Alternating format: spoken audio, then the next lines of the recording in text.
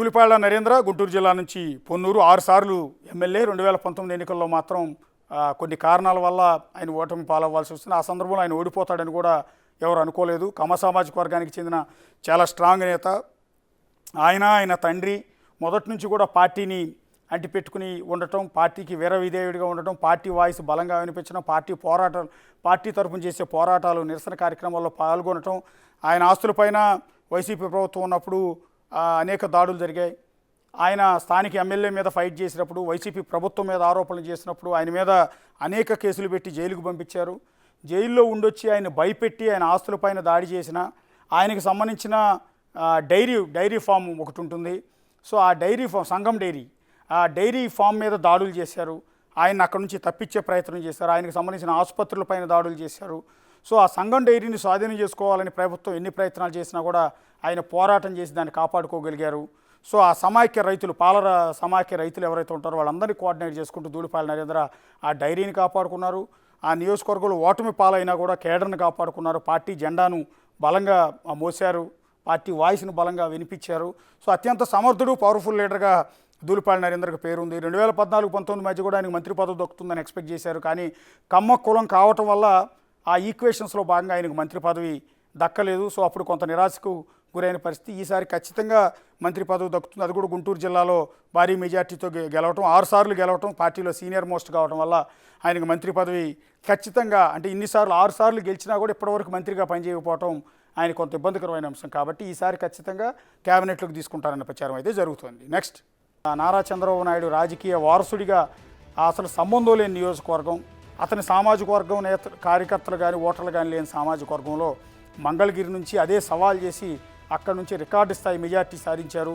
First majority Palla Srinivas Gajuwaka అయితే, రెండో majority భీముల నుంచి గంటా శ్రీనివాసరావు అయితే, మూడో మెజార్టీ 91,000తో మంగళగిరి నియోజకవర్గం. ఎక్కడైతే ఓటమి పాలైన నియోజకవర్గం నుంచే 91,000 మెజార్టీతో గెలిచి రికార్డు సృష్టించారు.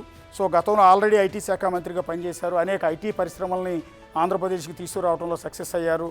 సో చంద్రబాబు నాయుడు వారసుడిగా పేరు నిలబెట్టే ప్రయత్నం నారా లోకేష్ చేశారు. అయితే ఈసారి మంత్రి పదవిలో ఖచ్చితంగా మంత్రి పదవి వాళ్ళకి కొత్తగా వేరే వాళ్ళు ఇవ్వాల్సిన అవసరం లేదు, వాళ్ళే తీసుకోవచ్చు. కానీ ఈసారి ఆయన మంత్రిగా బాధ్యతలు చేపడతారా లేదా అన్నది ఒక చర్చ అయితే జరుగుతోంది. పార్టీ నాయకులు కొంతమంది చెప్తున్నది ఏంటంటే, ఈసారి మంత్రి పదవి తీసుకోవడానికి ఆయన ఇంట్రెస్టింగ్గా లేరు, పార్టీని ముందుండి నడిపించాలి, పార్టీ క్యాడర్ని మళ్ళీ 2029లో కూడా గెలుపు దిశగా తీసుకెళ్లే ప్రయత్నాలు చేయాలి. అప్పటికి పూర్తి స్థాయిలో పార్టీని మోయాల్సి ఉంటుంది కాబట్టి ఇప్పటి నుంచి ప్రిపేర్ చేసుకోవాలి. కాబట్టి ఆయన బ్యాక్ ఎండ్ వర్క్ అంతా చేసుకుంటారు తప్ప డైరెక్ట్గా మంత్రిగా తీసుకోరు అన్న చర్చ అయితే కొంత జరుగుతుంది. దీని మీద క్లారిటీ అయితే మనకు లేదు, బట్ ఏం చేస్తారు అనేది చూడాల్సి ఉంటుంది. నెక్స్ట్, కన్నా లక్ష్మీనారాయణ సత్తెనపల్లి 6 సార్లు ఎమ్మెల్యే. అప్పట్లో కాంగ్రెస్ పార్టీలో సీనియర్ నేత, అందరికీ తెలిసింది. ఒక దశలో కన్నా లక్ష్మీనారాయణ ముఖ్యమంత్రి చేస్తారన్న ప్రచారం కూడా జరిగింది. అప్పుడు ఏదైతే రాజశేఖర రెడ్డి మరణానంతరం రోసయ్య ముఖ్యమంత్రిగా దిగిపోయిన తర్వాత కిరణ్ కుమార్ రెడ్డి, కన్నా లక్ష్మీనారాయణ లేకపోతే బొత్స సత్యనారాయణ అన్న డిస్కషన్ విపరీతంగా జరిగింది. ఆ కాంపిటీషన్లో చివరికి కిరణ్ కుమార్ రెడ్డి విజయం సాధించి సీఎం అయ్యారు. కానీ అప్పట్లోనే సీఎం రేసులో ఉన్న వ్యక్తి కన్నా లక్ష్మీనారాయణ. ఆ తర్వాత అనూహ్య పరిస్థితుల్లో కాంగ్రెస్ పార్టీ అక్కడ దెబ్బతినటం, ఆ తర్వాత ఆయన బీజేపీకి వెళ్ళి బీజేపీ రాష్ట్ర అధ్యక్షుడిగా పనిచేశారు. ఆ తర్వాత బీజేపీని వదిలిపెట్టి వైఎస్ఆర్ కాంగ్రెస్ పార్టీ ఎన్ని ఆఫర్లు చేసినా కూడా అటు వెళ్లకుండా తెలుగుదేశం పార్టీలోకి వచ్చారు. ఇప్పుడు ఈ ఎన్నికల్లో 6వసారి సత్తెనపల్లి నుంచి, అది కూడా సిట్టింగ్ ఎమ్మెల్యే మంత్రి అంబటి రాంబాబు, తెలుగుదేశం పార్టీకి అత్యంత టార్గెట్ లిస్టులో ఉన్న వ్యక్తి అంబటి రాంబాబు. తన మాటల దాడితో ఇంతకుముందు అనేక వివాదాలు, విమర్శలు ఎదుర్కొన్నారు. అంతేకాకుండా మహిళలతో ఫోన్ సంభాషణలు, సుకన్య అనే మహిళతో ఫోన్ సంభాషణల ద్వారా, అంతకుముందు సంజన అనే అమ్మాయితో ఫోన్ సంభాషణల ద్వారా అంబటి రాంబాబు అనేక వివాదాలు ఎదుర్కొన్నారు.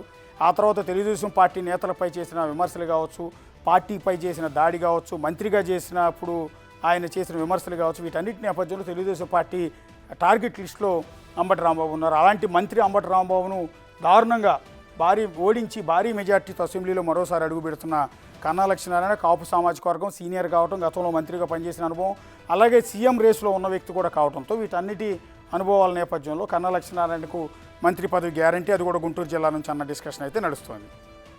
నెక్స్ట్,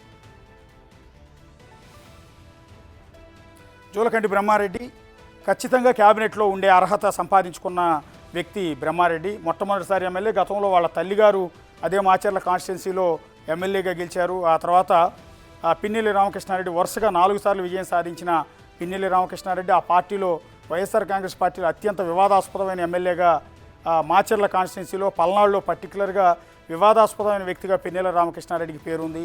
సో మొన్న అసెంబ్లీ ఎన్నికలు జరుగుతున్న సందర్భంలో జరిగిన గొడవలు, ఎన్నికలు అయిపోయిన తర్వాత జరిగిన గొడవలన్నింటిని కూడా మనం చూసాం. వీటన్నిటి నేపథ్యంలో ఆయన ఈవీఎంలు ధ్వంసం చేయటం, అలాంటి కేసులో ఈ పిన్నెల్లి రామకృష్ణారెడ్డి పరారైపోయిన సందర్భం, ఆ తర్వాత మళ్ళీ కోర్టు ఆదేశాలతో ఇక్కడికి రావటం. సో ఇంతటి వివాదాస్పదమైన వ్యక్తి, ఎన్నో దాడులు కూడా జరిగాయి అక్కడ టీడీపీ కార్యకర్తల మీద. అదే మాచర్ల కాన్స్టిట్యున్సీలో ఎన్నో మంటలు కూడా జరిగాయి. అలాంటి సందర్భంలో పార్టీని ముందుండి నడిపించిన వ్యక్తి బ్రహ్మారెడ్డి, చంద్రబాబుకు అత్యంత నమ్మకమైన వ్యక్తి. సో పార్టీ కష్టకాలంలో ఉన్న సందర్భంలో పిన్నెల్లి రామకృష్ణారెడ్డి లాంటి వ్యక్తిని బలంగా ధైర్యంగా ఎదుర్కొన్న వ్యక్తి బ్రహ్మారెడ్డి కావటం వల్ల ఆయనకు ప్లస్ పాయింట్. అందులోని పిన్నెల్లిని ఓడించిన వ్యక్తి కావటం, పిన్నెల్లి కూడా టీడీపీ టార్గెట్ లిస్టులో ఉన్న వ్యక్తి. ఇందాక నేను చెప్పినట్టు అత్యంత వివాదాలు ఎదుర్కొన్న వ్యక్తి పిన్నెల్లి రామకృష్ణారెడ్డిని ఓడించి ఇప్పుడు మాచర్ల నుంచి భారీ మెజార్టీతో అసెంబ్లీలోకి అడుగు పెడుతున్నారు. మాచర్లలో టీడీపీ జెండా పట్టుకోవాలి అంటే భయపడే పరిస్థితులు, సినిమాల్లో చూసే ఆ ఫ్యాక్షన్ పాలిటిక్స్ అన్నీ కూడా మాచర్లలో గత 5 ఏళ్లలో కనిపించాయి. అది కూడా పిన్నెల్లి రామకృష్ణారెడ్డి ఆధ్వర్యంలో. వాటన్నిటిని కూడా తట్టుకుని నేనున్నానంటూ పార్టీని ముందుండి నడిపించిన వ్యక్తి జూలకంటి బ్రహ్మారెడ్డి. సో వీటన్నిటి నేపథ్యంలో పల్నాడులో అత్యంత బలమైన వ్యక్తి ఎవరు అంటే బ్రహ్మారెడ్డి పేరు చెప్తారు కాబట్టి ఆయనకి ఖచ్చితంగా క్యాబినెట్లో ఉండే అవకాశం ఉంటుంది. నెక్స్ట్ జనసేన. ఇప్పటి వరకు మనం డిస్కస్ చేసిందంతా కూడా తెలుగుదేశం పార్టీ తరఫున ఎవరు గెలిచిన వాళ్ళల్లో ఎవరికి క్యాబినెట్ బెర్త్ లభించే అవకాశం ఉంటుందన్నది డిస్కస్ చేసాం. సో తెలుగుదేశం పార్టీలో విపరీతమైన కాంపిటీషన్ ఉంది. భారీ మెజార్టీలతో అందరూ గెలిచారు, అందరూ పార్టీకి కష్టకాలంలో అండగానే ఇచ్చారు. సో ఎవరెవరికి మంత్రి పదవి ఇవ్వాలన్న దాని మీద తెలుగుదేశం పార్టీ కూడా చాలా తర్జన పడాల్సిన పరిస్థితి కూడా ఉంటుంది. సో ఈ నేపథ్యంలో ఇప్పటి వరకు ప్రాబబుల్స్లో ఎవరున్నారు, ఎవరికి క్యాబినెట్ బెర్త్ దక్కే అవకాశం ఉంటుందనేది మనం కేవలం ఊహించి చెప్తున్నది మాత్రమే. పార్టీ చెప్పలేదు, అఫీషియల్గా అనౌన్స్ చేయలేదు వీళ్ళకి అవకాశం ఉంటుందని. ఇందాక నేను చెప్పినట్టు చాలా పేర్లు అనౌన్స్ చేసాం ప్రతి జిల్లా వైజు. ఆ జిల్లా వైజులో వాళ్ళు ఎవరికి అదృష్టం వరిస్తుందో కూడా మనం పూర్తిగా ప్రస్తుతానికైతే క్లారిటీ ఇవ్వలేము. తెలుగుదేశం పార్టీలోనే చాలా హెవీ కాంపిటీషన్ ఉంది. ఇక దానికి తోడు కూటమిలో భాగంగా జనసేన పార్టీ ఆ పార్టీతో కలిసి పనిచేసింది కాబట్టి ఆ పార్టీలో ఎవరెవరికి మంత్రి పదవులు దక్కబోతున్నారు, ఎవరు డిప్యూటీ సీఎం తీసుకోబోతున్నారు, ఎవరు మంత్రులుగా వెళ్ళబోతున్నారు, అసలు పవన్ కళ్యాణ్ పిఠాపురం నుంచి గెలిచిన పవన్ కళ్యాణ్ మంత్రి పదవి తీసుకోవడానికి ఒప్పుకుంటాడా, డిప్యూటీ సీఎం అవ్వటానికి ఒప్పుకుంటాడా లేదా అన్నది మనం చూడాల్సి ఉంటుంది. సో పవన్ కళ్యాణ్ కనుక డిప్యూటీ సీఎం కావాలి అంటే ఖచ్చితంగా ఇవ్వటానికి అసలు ఎక్కడా వెనుకాడే అవకాశమే ఉండదు. ఎందుకంటే 21 స్థానాల్లో పోటీ చేసి 21 స్థానాల్లో 100% గెలిచిన ఏకైక వ్యక్తి, దేశంలోని రికార్డు సృష్టించిన జనసేన పార్టీ అధినేత పవన్ కళ్యాణ్ కాబట్టి ఆయన పేరు మొదట ఉంటుంది క్యాబినెట్ రేస్లో. సో ఆయన తీసుకుంటాడా లేదా అనేది ఆయన ఇష్టం. ఎందుకంటే ఆయన ఈక్వేషన్స్ వేరుగా ఉంటాయి. ఒకవేళ డిప్యూటీ సీఎం లాంటిది తీసుకుంటే నా స్థాయికి పార్టీ అధ్యక్షుడిగా ఉన్న వ్యక్తి డిప్యూటీ సీఎం తీసుకుంటానికి ఒప్పుకుంటారా లేదా అన్నది మనం ఒకసారి చూడాల్సి ఉంటుంది. ఒకవేళ తీసుకుంటే తెలుగుదేశం పార్టీ ముందుగా డిప్యూటీ సీఎం ఆయనకి ఇచ్చే అవకాశం ఉంటుంది. లేదు పవన్ కళ్యాణ్ నేను అధ్యక్షుడిగానే ఉంటాను, 2029కి పార్టీని ముందుండి నడిపిస్తాను అన్న ఈక్వేషన్లో ఉంటే నాదెళ్ల మనోహర్ పార్టీలో నెంబర్ 2గా పవన్ కళ్యాణ్ తర్వాత వ్యక్తిగా ఉన్న నాదెళ్ల మనోహర్ తెనాల నుంచి 3వ ఎమ్మెల్యేగా గెలిచారు. గతంలో స్పీకర్గా పనిచేసిన అనుభవం ఉంది. జనసేనలో నెంబర్ 2 అంటే పవన్ కళ్యాణ్ తర్వాత ఎవరు అంటే నాదెళ్ల మనోహర్ అని చెప్తుంటారు. కాబట్టి ఒకవేళ పవన్ కళ్యాణ్ నాకు అవసరం లేదు, నేను డిప్యూటీ సీఎంగా చేయను అంటే నాదెళ్ల మనోహర్ని డిప్యూటీ సీఎంగా చేసే అవకాశం ఉంటుంది. లేదా మంత్రి పదవి అయితే గ్యారంటీగా ఇచ్చే అవకాశం. ఇందులో ఆలోచించాల్సిన అవసరం కానీ డిస్కస్ చేయాల్సిన అవసరం కూడా లేదు. నాదెళ్ల మనోహర్ ఖచ్చితంగా క్యాబినెట్లో అడుగుపెట్టబోతున్నారు. For more videos like this, subscribe Big TV channel.